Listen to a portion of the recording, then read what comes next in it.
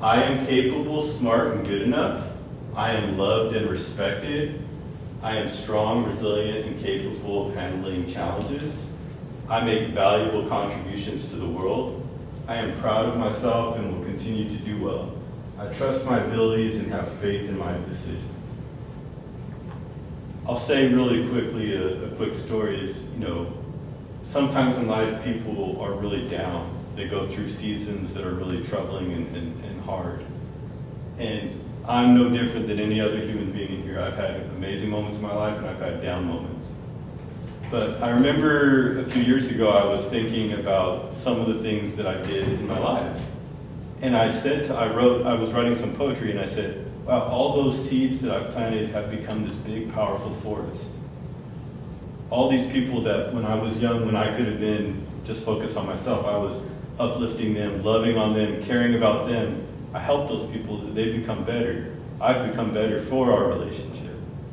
And so the way you look at your life, the way you define your life, your body, your mind, the people around you, they're going to accept that as truth. So you want to define your life positively. And this is a great way to do that. Say positive things about yourself. Positive affirmations. Why affirmations? Because how you see yourself is the seed you plant. Literally. And remember also how you see others. I'll tell you real quick a story about Ben. This just came to my head right now. Ben. I love Ben. I was 20 years old, 19 years old, and I met Ben for the first time. He was the father of one of my friends. And I said, hey, Ben, it's nice to meet you. And he looked me in the eyes, and he didn't shake my hand. And my initial feelings were like frustration and anger, and I felt embarrassed that he wouldn't shake my hand. This is someone who was probably at the time like 45, 50 years my senior.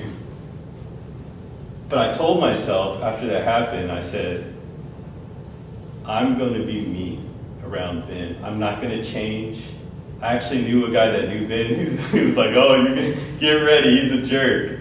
And he would ignore Ben. This guy, Ben, would come over, he'd ignore him. And I said, I'm not going to ignore Ben. I'm not going to shake his hand because he didn't shake mine, but I'm going to, hi, Ben, how are you? Good to see you, but, on and on and on. Just treat him with dignity and respect.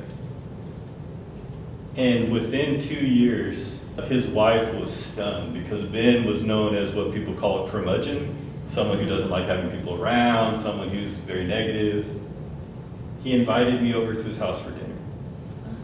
And his wife, Edith, grabbed me and she goes, we never have anyone over for dinner. And when I left it, I don't want to get emotional about it, but when I left his house, he gave me a hug. Oh. He gave me a hug. And, God rest his soul, he's gone now, but how you see yourself is the seed you plant.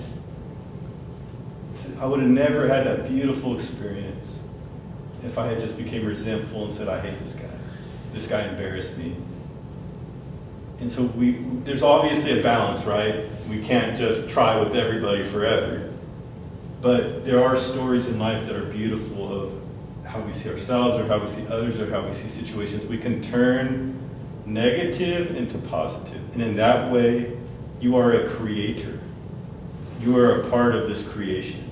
Through your subconsciousness, through your faith, through your actions, through your beliefs, whatever it is that you invest the most into, you are a creator of your life and your life's journey. And it's a beautiful thing.